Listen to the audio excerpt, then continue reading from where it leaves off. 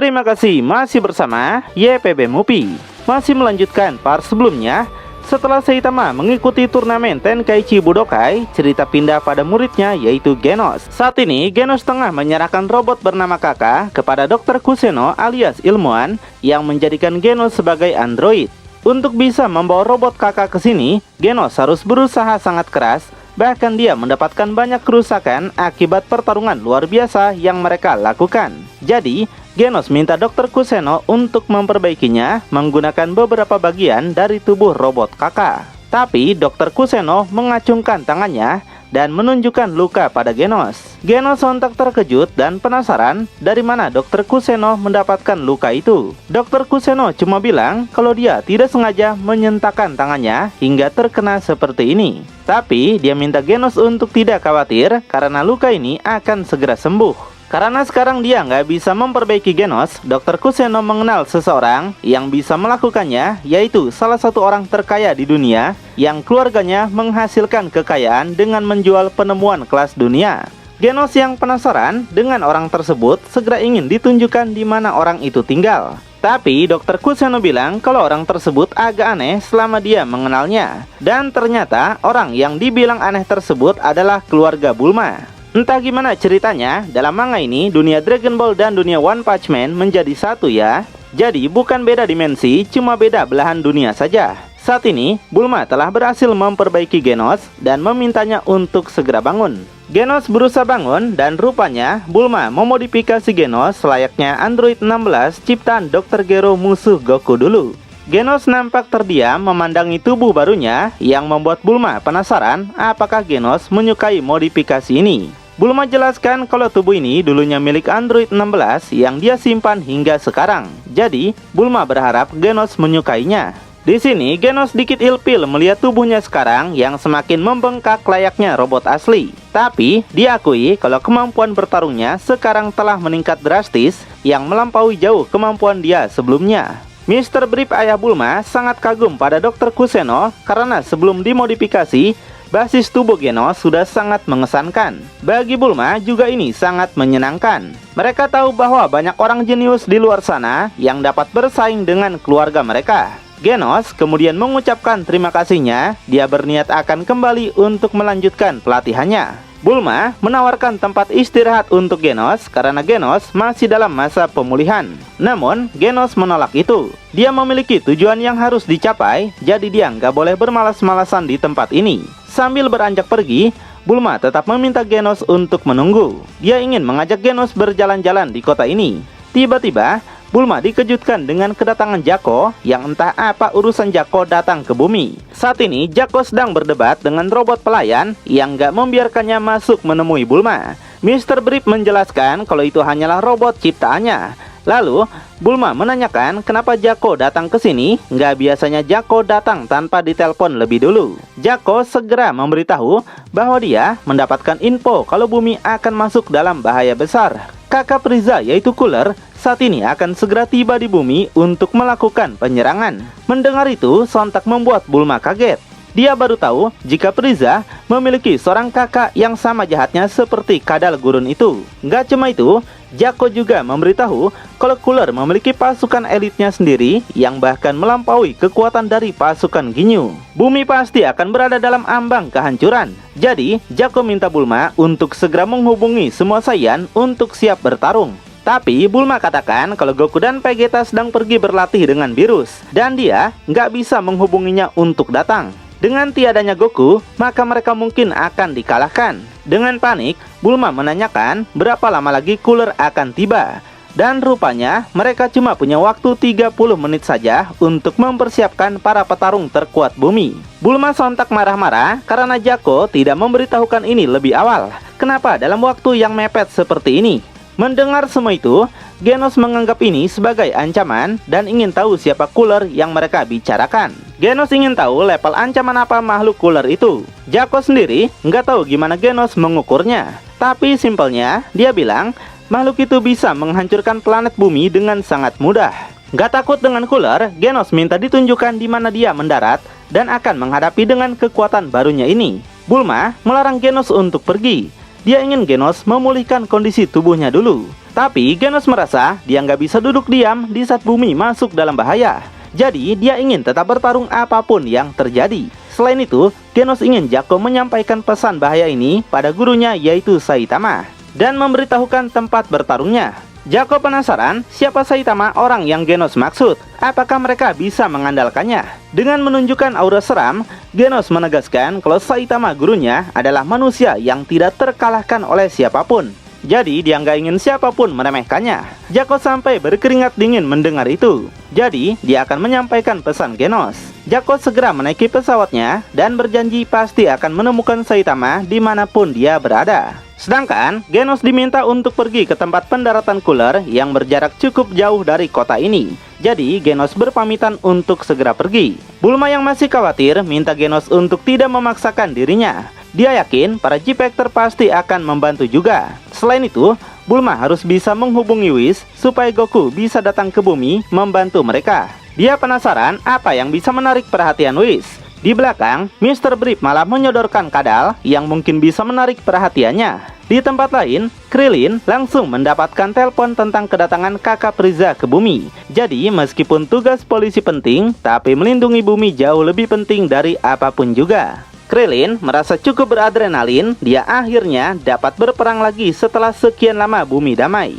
Dia yakin ini akan menjadi pertempuran sengit, mengingat lawannya adalah keluarga Frieza. Sementara, pesawat Cooler kini telah mencapai bumi dan akan memasuki atmosfer. Di tempat lainnya, Genos sedang meluncur ke lokasi menggunakan kecepatan tinggi. Dia kagum dengan teknologi Bulma yang membuatnya bisa terbang tanpa bantuan roket. Setelah menemukan lokasi di mana pesawat Cooler mendarat, Genos segera turun di tempat itu yang untungnya jauh dari kota. Dia menunggu dengan tenang sampai akhirnya mendeteksi ada sebuah pesawat yang mendekat dengan kecepatan tinggi. Nampaklah pesawat Cooler yang berada di atas Genos. Pesawat itu meluncur ke bawah di mana Genos telah bersiap dengan mengapitkan kedua tangannya. Dia melepaskan tangannya dan bersiap akan melakukan tembakan. Dan tanpa basa-basi, Genos langsung melepaskan banyak tembakan dari kedua tangannya itu. Kemudian dia akhiri dengan sebuah tembakan laser yang berhasil mengenai pesawat itu. Pesawat tersebut nampak langsung mengalami kerusakan parah hingga mendarat dengan tidak normal. Dan pada akhirnya pesawat itu hancur lebur sepenuhnya menjadi abu. Semua pasukan elit Cooler keluar berhamburan dari pesawat itu, dengan Genos yang menunggu siapa musuh yang akan dia hadapi. Dan nampaklah 3 pasukan elit Cooler sangat kesal dengan penyambutan Genos yang sangat tidak sopan. Cooler yang berada di belakang pasukannya menegaskan gak akan membiarkan Genos lolos begitu saja. Genos akhirnya tahu kalau pria itu adalah Cooler yang dibicarakan oleh Jaco. Sama layaknya seperti Frieza, Cooler masih menaiki gerobak bakso terbang dengan tatapan santai. Gak lama, mereka semua merasakan ada banyak orang datang, yang ternyata mereka adalah Gohan dan Piccolo. Gohan mengenal siapa Genos berkat Bulma yang telah menceritakannya. Gohan penasaran apakah Genos beneran adalah robot asli seperti layaknya Android 16. Genos menjelaskan kalau dia bukanlah robot asli, tapi simpelnya adalah android atau cyborg, yaitu manusia setengah robot. Jadi Gohan segera memperkenalkan siapa mereka pada Genos. Kemudian ada seseorang lain datang membuat Genos salah menyangka orang itu seperti Dr. Kuseno karena melihat kepala botaknya, yang rupanya itu adalah Tenshinhan. Gak cuma dia, Genos juga dikagetin lagi dengan kemunculan 2 orang botak yang ternyata adalah Master Roshi dan Krillin. Hampir saja dia menganggap salah satu mereka adalah Dr. Kuseno juga. Master Roshi membawakan cukup banyak kacang senju demi mempersiapkan jika salah satu dari mereka ada yang sekarat. Piccolo segera menghentikan ocehan gak penting mereka dan meminta mereka untuk segera bersiap-siap bertarung. Namun, Cooler sama sekali gak tertarik dengan mereka. Kedatangan dia ke sini adalah ingin bertarung melawan Goku dan Vegeta untuk membalaskan kekalahan adiknya. G-Factor memberitahu kalau Goku dan Vegeta pasti akan segera datang. Tapi sebelum itu, mereka ingin Cooler bertarung dulu dengan mereka sambil mengisi waktu luang. Pasukan elit Cooler meminta izin untuk bertarung melawan mereka dan membungkam mulut mereka yang sok keras di hadapannya. Jadi, ketiga pasukan elit itu segera menggunakan gaya alay seperti pasukan Ginyu sebelum melakukan pertarungan. Piccolo minta semuanya bersiap, mereka harus bertarung sekuat tenaga. Ketiga pasukan itu segera menyerang mereka menggunakan kecepatan tinggi. Piccolo mengajak yang lain untuk memisahkan mereka dan mengalahkan satu persatu. supaya musuh tidak bisa bekerja sama. Gohan setuju dengan rencana Piccolo. Jadi, Piccolo segera menghilang dan muncul di samping makhluk besar yang membuat makhluk itu sangat begitu kaget. Piccolo segera melepaskan tonjokan keras menghantam pipi makhluk itu. Untuk Gohan, dia menghadapi satu makhluk lainnya di mana dia menahan tendangannya. Tapi, pukulan yang Gohan lakukan juga berhasil dihindari. Jadi, keduanya lanjut melakukan jual beli serangan sengit dengan benturan kekuatan yang besar. Sementara, makhluk terakhir menyerang Krillin dan yang lainnya berada. Master Roshi mengajak semuanya bekerja sama mengalahkan makhluk tersebut. Master Roshi membesarkan ototnya dan akan menunjukkan kekuatan apa yang dia miliki. Dia memandu keduanya melakukan serangan mendadak. Keduanya yang mengerti segera berpindah tempat. Makhluk itu meremehkan Master Roshi dan menyuruhnya untuk segera kabur. Namun, Master Roshi bersiap menciptakan Super Kamehameha dan tanpa ragu segera melepaskan tembakan laser itu. Laser itu melesat sangat cepat hingga makhluk itu terkejut.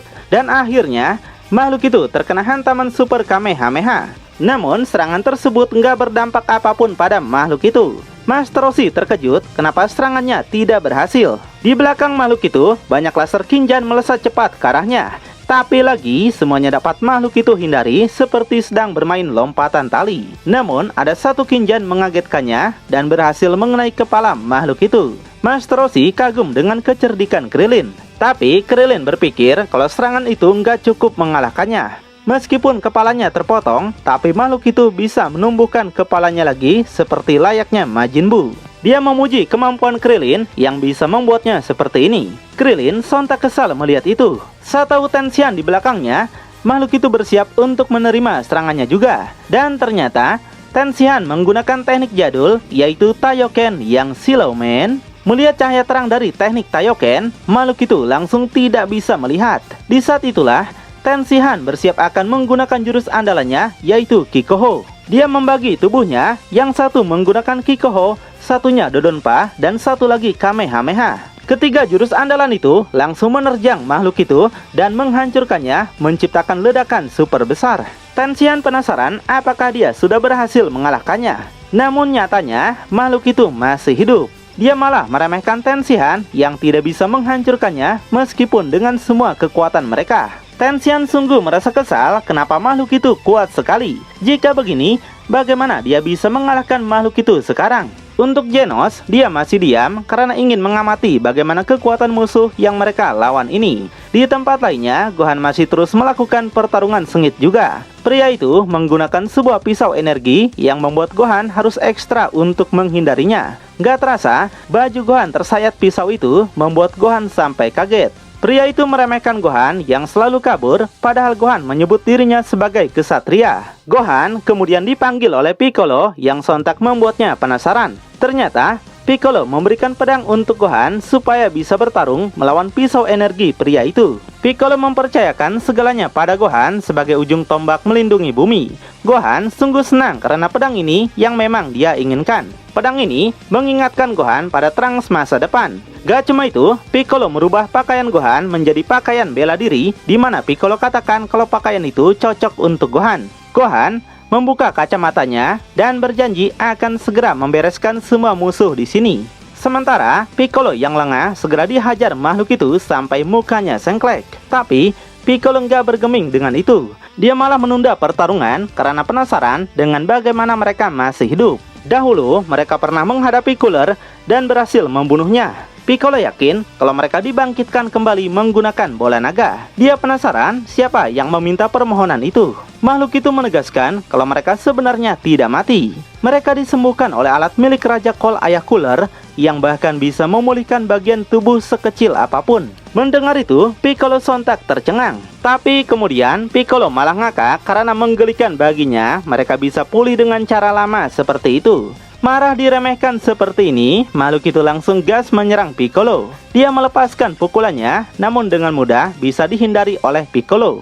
Tiba-tiba, Piccolo muncul di bawah dan berhasil mendaratkan pukulan keras pada makhluk itu. Makhluk itu sampai memuntahkan sarapan waktu pagi. Marah dengan itu, makhluk itu melancarkan berbagai pukulan bertubi-tubi, namun gak ada satupun yang kena. Malahan, Piccolo muncul di belakangnya dan segera mengarahkan tangannya. Dia mengucapkan perpisahan pada makhluk itu dan langsung menghantamnya menggunakan tembakan laser besar. Dalam sekejap, makhluk itu berhasil dilenyapkan. Piccolo merasa ini nggak memberinya tantangan apapun, sangat bosan melawan mereka. Teman makhluk itu nampak tercengang melihat sahabatnya dihancurkan. Dia yang kesal, segera melepaskan semua kemarahannya pada Gohan dengan menyerangnya membabi buta.